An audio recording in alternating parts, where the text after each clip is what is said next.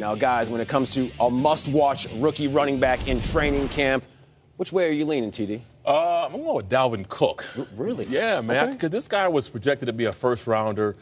He's going to the Vikings. Obviously, Adrian Peterson is not there. Yeah. They were last in rushing last year, and that team, with that defense and what we saw last year, they started off 5-0. Mm-hmm. If they had a running game that can calm things down with Sam Bradford when things were going a little haywire, I think that would have been a great thing for that team. But now they got a young stud running back. He's strong, powerful, very explosive. I'm curious to see what he can do. And plus, you got Murray, who's on the pup right now. Yeah. He's going to get a lot of carries in the preseason. So I'm curious to see what he can do. And the good news is Latavius Murray said that his ankle feels just fine. Who are you looking forward to? Yeah, Dalvin Cook's he's going to be fun to watch. Yeah, his highlight runs in college were unbelievable. Mm-hmm. Great balance.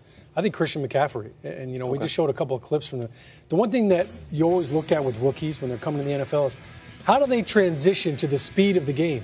Well, this guy's not going to have any problem with it. And I think his explosive ability, his acceleration, I think guys that have been in the league are going to have a hard time covering him. So I'm looking forward to just seeing him out there on the field. We just saw Luke Kuechly talking about him. I know this. Luke doesn't want to have to cover him because one-on-one, I don't think he can keep up with him. So seeing those mismatches that they can get Christian in space and get him one-on-one with a linebacker and just kind of letting him go and just release the Tasmanian devil, let him run. I think his speed is going to shock people. Is the question, really. That's a big question. Yeah. We'll see how things shake out there with Christian McCaffrey. But maybe it's a little SEC bias. But nobody going with Leonard Fournette? I thought it was just the Georgia Bulldog hate there. No, I don't hate on that. No, I don't hate on the Tigers. Okay. No hate there. You said we can only give one. We're going to be watching Leonard. No one thought that Leonard Fournette was the tastemaker out of this group. I want to see who shows up, the 235 Leonard or the 250 Leonard. His beard could weigh 15 pounds any given Sunday. Hey, you don't want to carry too much water around in that heat.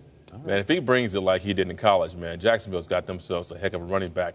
And Bortles, he needs a running back like that. So for me, it's not like I think that's kind of like the obvious one. Like we know that he's going to put it in the work, but I think these other guys that I'm a little bit more curious to see what they can do. Because I think Leonard Fournette, I think what we saw in college. Mm-hmm.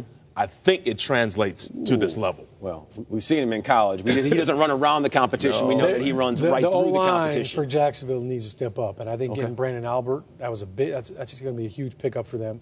Obviously, they got Cam Robinson in the draft. Now, does he end up playing right tackle? Sure. And then they've got Purnell, Jeremy Purnell, the tackle that used to play in Dallas, who they really like down there in Jacksonville too. So that offensive line's looking a little better, and they just re-signed. Signed their center to an extension, Linder, today. $50 million. So good job for him. Highest paid center in the league. All starting up front, and who better to let us know than our resident offensive lineman. Now, we're going to have to wait to see if any of these running backs are going to turn into those fantasy stars.